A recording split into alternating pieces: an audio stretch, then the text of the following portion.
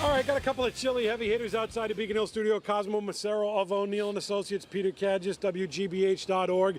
Let's start with this gentleman. Don't often talk about the state Republican Party because there barely is one. However, they had their convention over the weekend, and it's not without controversy. Mark Fisher wanted to be a Republican candidate for governor, but the party wants Charlie Baker. So there's this 15% rule. You got to get 15% of the delegates, and Fisher missed it by that much. In fact, if you didn't count the blank ballots that were cast, he would have gotten the 15%, Cosmo. But as of now, he's off the ballot and there's no primary. I think you struck on the issue there with the blank ballots, and it's not just unique to certainly Republicans or party conventions. Typically, in any election here in Massachusetts, and perhaps elsewhere, but certainly in Massachusetts, those blanks are counted as a vote for nothing but a vote that you didn't get. So usually it's just anecdotally you're looking back and it affects the margin of victory. Sometimes, like in this case, it costs someone the vote, and that's what happened here. It's very interesting because it casts a light on how these are used, I think, in all elections in Massachusetts. Maybe it's something that we ought to consider or review, but that's what's well, working. It looks dirty, Peter. It looks dirty, but it's all about the blank ballots. Just because we don't like the outcome, or some don't like the outcome, doesn't mean it's dirty.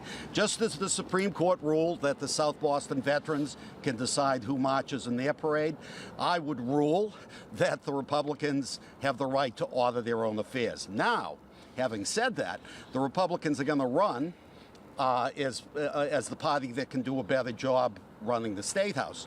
This doesn't look like that. However, they can't even run their own convention. Point 3, come November, no one's going to remember, no one's going to care. But they might get sued in the meantime. I guess I kind of want to blow it up into the bigger picture of, do you count a blank, do you count a vote for no one as a vote at all versus a write-in or something else? The question is, do you have to get 15% of all delegates or 15% of voting delegates, and are blank votes votes?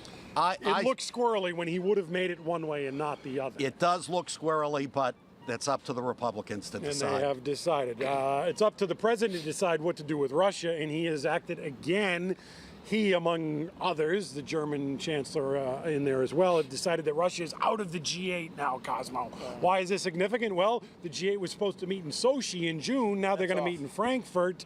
Is this going to have an effect on Putin? Look, I think you have to look at the long view, and the question is, at what point do economic sanctions and economic isolation start to create actual economic misery? And the risk there is long-term is misery creates unrest, and unrest can create instability. And you know what?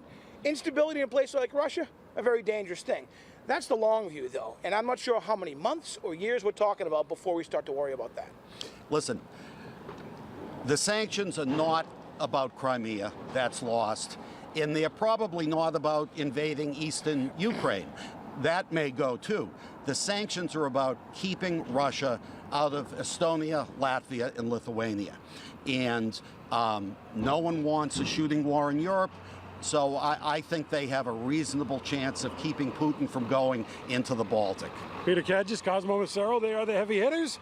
We're going to take a break. When we come back, the Fox 25 News at 8 will begin.